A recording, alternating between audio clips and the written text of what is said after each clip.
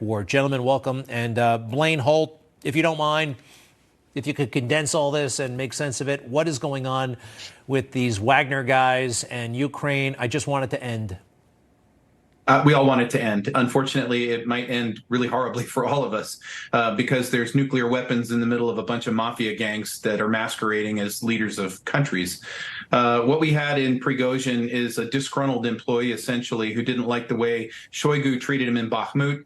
He stages a coup a few weeks later, and it gets found out, and he gets stopped dead in his tracks because he doesn't have a whole lot of support for this coup. He cuts a deal. Deals are very bad to try to cut with a totalitarian dictator who's bloodthirsty, but he takes it anyway. He goes to Minsk, and we think he's there right now. He should really be very careful about what he eats and what windows he walks by. At the same time, the Wagner force, is it going to reconstitute in Belarus? Looks like it is. Could it be a strike force potentially re-vectored for an attack on Kiev? It could be, but I think Putin's going to clean house first.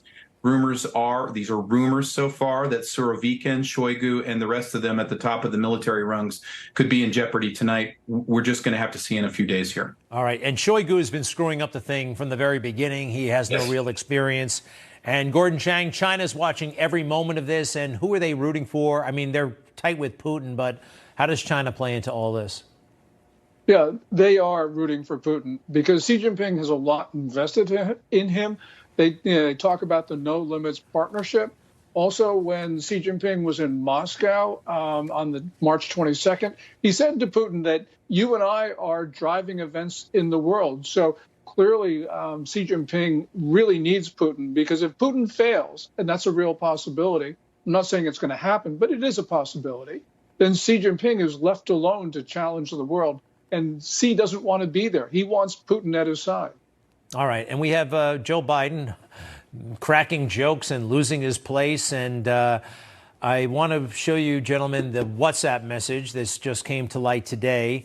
You know, Hunter again demanding money from some top level Chinese official. What are these communications, now that we know they've happened, and these relationships? What has it done to our stature in the world? This is not just some sideshow.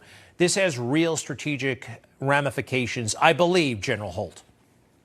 Yeah, what we're watching is we're seeing the circumstantial evidence without the court due process play before our very eyes to confirm what we've all been worried about, that in fact the administration is compromised. That's not a fact yet because it's not proven in court, but we're seeing enough there to be very concerned about who's leading this country right now and the weakness that it's projecting at a time when the world seems to be storming towards World War III. And our four adversaries in the world, North Korea, Iran, Russia, China, they're all getting stronger, while NATO weakens itself because of the Ukraine war, and it just goes on from there. So, but now Xi Jinping, to Gordon's point, if Putin were to fall, then Xi would have to be worried about what's going on in his country, because such a fall would motivate a whole lot of Chinese. Well, let's just pretend for a moment that it's not illegal, whatever the Bidens were doing.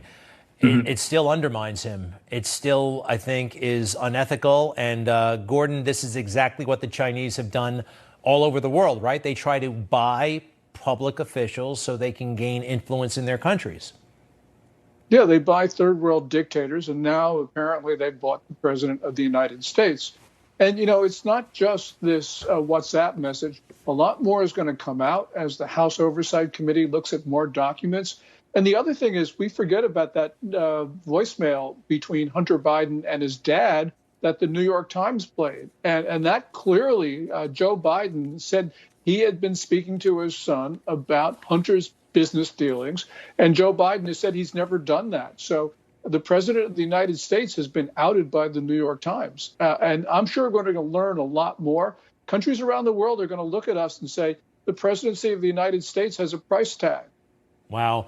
And General Holt, our military, I don't think it's being effectively led, certainly not by the commander-in-chief. From what I hear, the Secretary of Defense is in way over his head.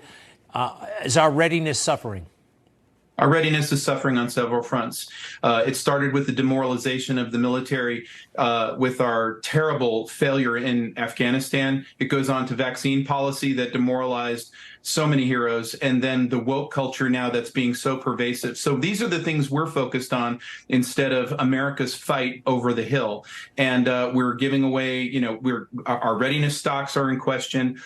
We've got some significant problems. The good news is, if I look at the parallel in World War II, we can clean up our act pretty darn quickly if we have to. That's right. You mean we weren't ready for World War II, but we kind of made it happen. Right. Right. We had no tank. We had nothing. And boy, oh boy. All right. So, Gordon, you're still tweeting things that seem like it's the end of the world, but also some hopeful messages as well. Final thoughts. You've told us to get ready for war. You've told us to buy water, which I have done, to buy food stock and that kind of thing. Groceries, canned goods. I've done all that stuff. What else? Well, you got to move over to Blaine Holt's Montana farm. I mean, that's what you really got to do. But, seriously, we got to think about those Chinese nationals coming across our southern border. They're of military age. They're not traveling with family groups. They're coming in packs of 6 to 15, and they're pretending not to speak English. And the Border Patrol knows that some of them actually have Chinese military affiliations. That's right. And the Biden administration is just releasing them into the United States. We're going to have acts of sabotage on the first day of a war. And a lot of those are going to be directed not only against military bases, but also civilian targets as well. Oh, boy. All right. This is bad, but with you gentlemen around, there's hope. Seriously, experts like you, we appreciate it very much. General Holt, Gordon Chang, thank you. We'll be right back.